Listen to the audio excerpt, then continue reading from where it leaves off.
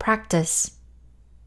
So I'm going to start by telling you a story, and you can listen to this story either by looking at the picture of the two wolves in front of you or with your eyes closed. An old Cherokee is teaching his grandson about life. "A fight is going on inside me," he said to the boy.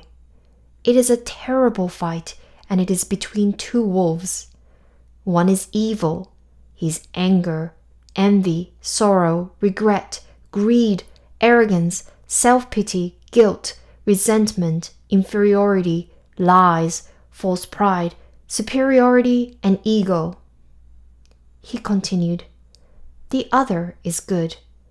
His joy, peace, love, hope, serenity, humility, kindness, benevolence, empathy, generosity, truth, compassion, and faith. The same fight is going on inside you and inside every other person too."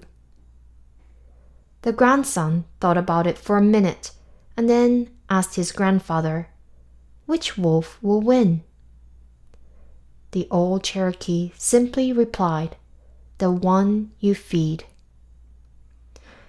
Now, since hearing this story a few years ago, it has been one of my favorite stories, which relates to the idea of practice that I will share here. I have discussed in the last two clips the challenges and discomfort that show up in our lives, and that there are certain skills and mindsets that we can adopt through practice that allow us to experience and respond to challenges and discomfort with less struggle and lead lives of resilience, purpose, and compassion for ourselves and others. Now, the important keyword here is practice. The truth is, you get better at what you practice, and this is related to what happens in our brains. Now, what does our brain do? Well, it does many different things, but some of the things that our brain's capable of doing is that it creates our opinions, emotions, interpretations of experiences, personality, behavior, and habits. Now, some of these things like personality and behavior, we tend to think are fixed and do not change over our lifetime. But what we're finding out is that our brain is capable of change, and therefore these things are also capable of change. So that the brain that you're born with and the brain that you have now are actually different from each other. Not so much in the number of neurons that make up our brain, which are about 100 billion neurons, but it's actually different in the number and the types of connections that these neurons have made with each other. If you look at the clip on the left side, you will see these neurons extending out their antennas and reaching out to each other, making connections.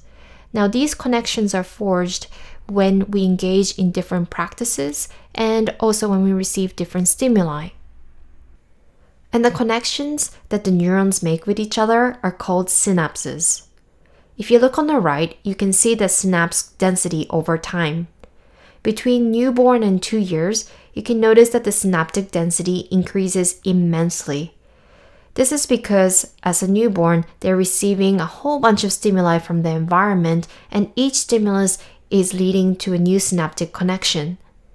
Now, between 2 years and adulthood, what do you notice? Actually, the total number of synapses decreases, and this is because we stop engaging in certain behaviors, and with that, the pathways are not used and they wean out. But you also notice that certain synaptic connections are stronger and thicker, and this is because we engage in certain practices repeatedly. And with thicker and stronger connections, we actually use less energy and effort to engage in them.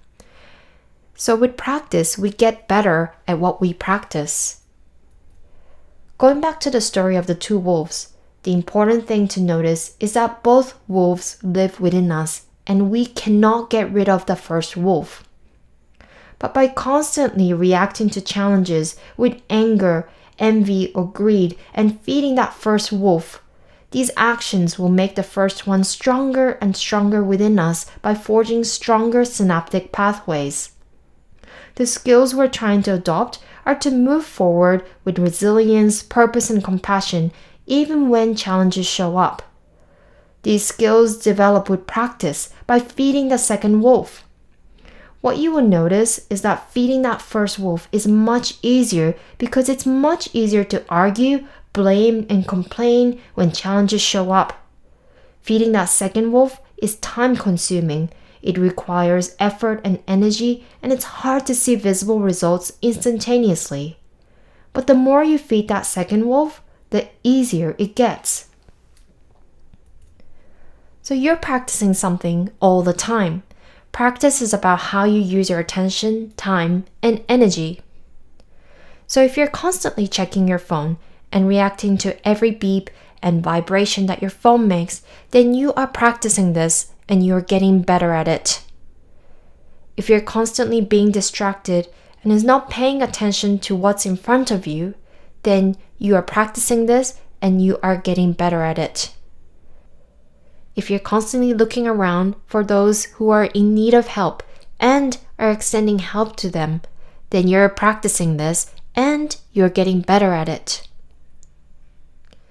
Now, when we talk about practice, we usually see it in a form of training, which is about setting aside time to practice. So if you have a piano recital coming up, then you might set aside 1 hour each day to practice, and this is training. Now, the form of practice that we tend to overlook is in a form of response.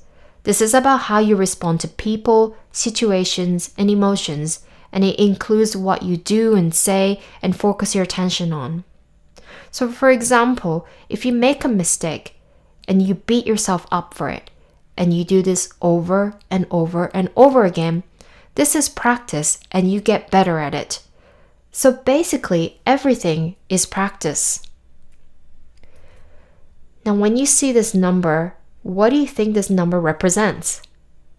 This is actually the number of possible pathways that our neurons can forge with each other in our brain. Now, to put this number in perspective, this is the total number of protons, electrons, and neutrons in the universe. This means that we have almost infinite number of possible paths that we can create in our brain. And the ones that we forge and make stronger are entirely our choice of how we practice and what we practice. You get better at what you practice, whether you're paying attention to it or not. So be careful of what you practice. Now, Bruce Lee said, "Under duress, we do not rise to our expectations, we fall to our level of training." This means that when we're facing challenges, even though we have every intention to respond to them positively and well, if we don't have that practice on a day-to-day basis, then we're going to falter for something less. So this is why, when we are trying to cultivate these skills to work with challenges, they can only be cultivated through practice. You will notice that each lesson comes with practice suggestions. This is something that I invite all of you to engage in, and only with consistent and intentional engagement, you will start to notice changes within yourself. Remember that feeding the second wolf is time-consuming. It requires effort and energy, and it's hard to see visible results instantaneously. But with practice, it gets easier. So, what are you practicing?